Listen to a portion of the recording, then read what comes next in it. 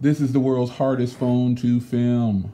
Oh, the shimmer and the lights. No, I like it though, it's beautiful. This is my 7-8 month follow-up with the Asus Zenfone 5. This phone is great Android Pie, by the way, folks. Anyway, it's your man Jay. Let's get into this video.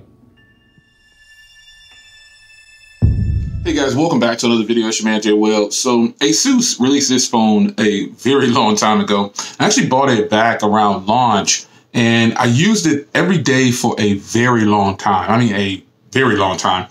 And I decided to pull it out of the box and check all the updates. I did this probably about 3 weeks ago, and I've been secretly kind of using it, you know, checking the wide angle lens, because this phone actually has great cameras. And I'm going to demo them for you again in this video. It's gotten several security patches over the year, and it's just been a great experience. It's actually set to get Android Pie. Now, my unit has not gotten Android Pie yet, but it seems like now the OEMs are getting a little bit quicker with these updates for the phones. A lot of my phones are now getting Android Pie. Like I did a video on the Mi 8, and it actually got Android Pie, and I didn't even know it because they didn't change anything. So I'm really hoping that Asus really decides to give this phone some flair and give it something different. Now, how has the phone been in day-to-day for me testing it out? It's been great. No issues with it. It's a great phone.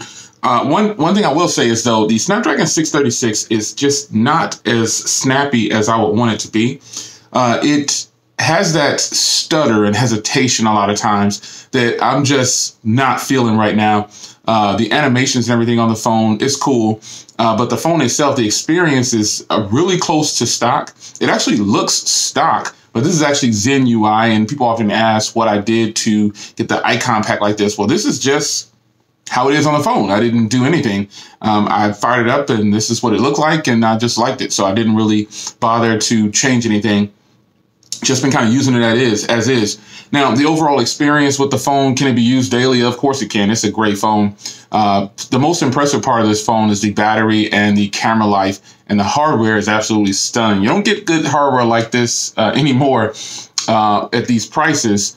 It's very seldom do you get good hardware like this at these prices. This is a very premium phone, and I've managed to take good care of it. You guys know I take care of my phones.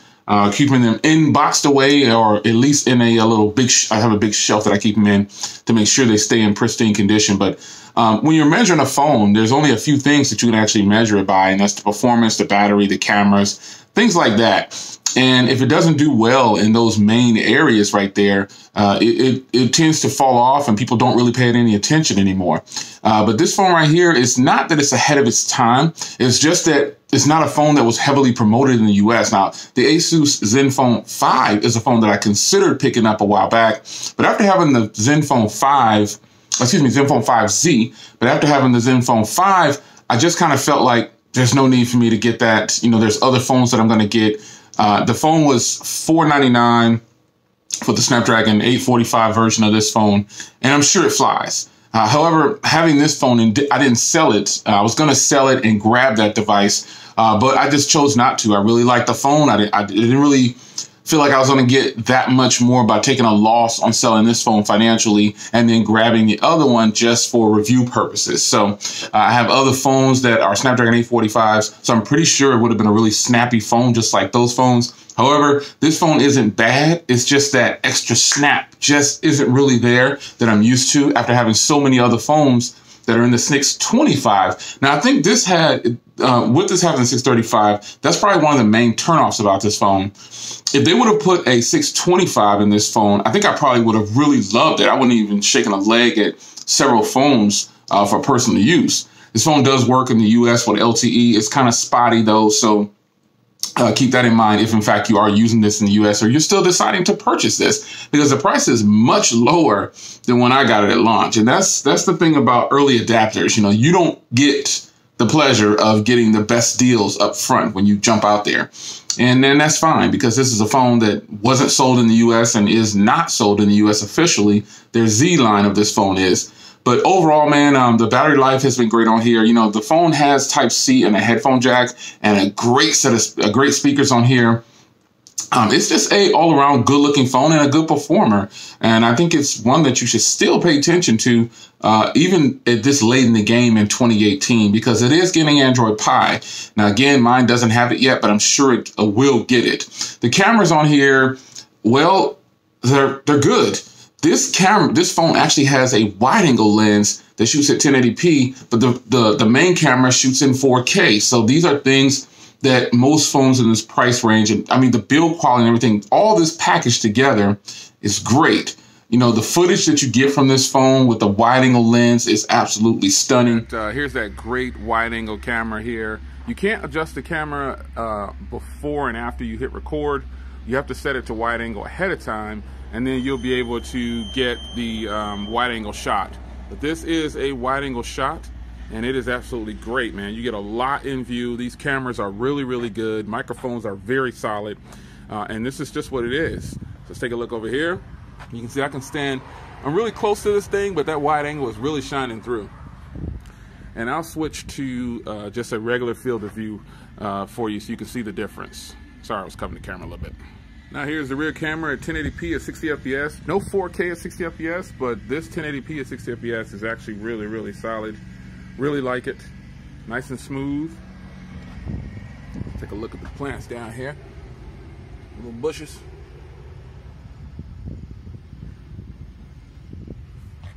Let's look at my football. This phone is actually really solid, man. No complaints. About the camera, that is. There's the big dog. All right, 1080p outside at 60 FPS. The regular footage of the main lens obviously is really good, but I'm really impressed with the wide angle lens on here. And I feel like so many phones get overlooked because they don't have the LTE bands of the US. They'll have just like 1 or 2. This phone has about 3 or 4. So I'm fine with it. You know, I've traveled with this phone. The coverage was, you know, it's good. I've still got LTE, but sometimes it's kind of spotty. But overall, so many phones get overlooked because people don't want to take that risk. And that's what I'm here for, to take the risk for you, to tell you, hey, is it good or is it not good? And this is definitely a phone with premium hardware that you will definitely enjoy if you decide to pick this up.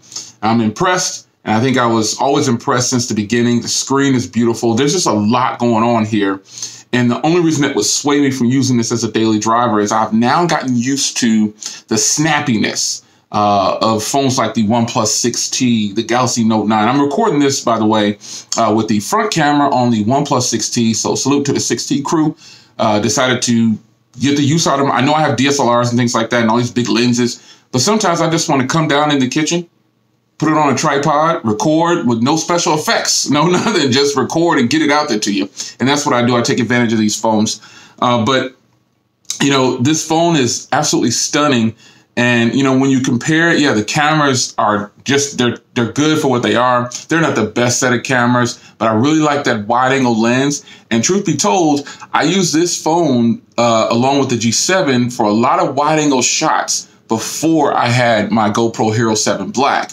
I used a lot of wide angle shots with this phone, man, and it's just fantastic. So it's your man, Jay Will. I wanted to give you a quick update on this beautiful phone right here, man. It is still ticking and still alive, and I can still kind of recommend it today for those who want a premium hardware, a headphone jack, a really good set of cameras, great battery life, a great screen.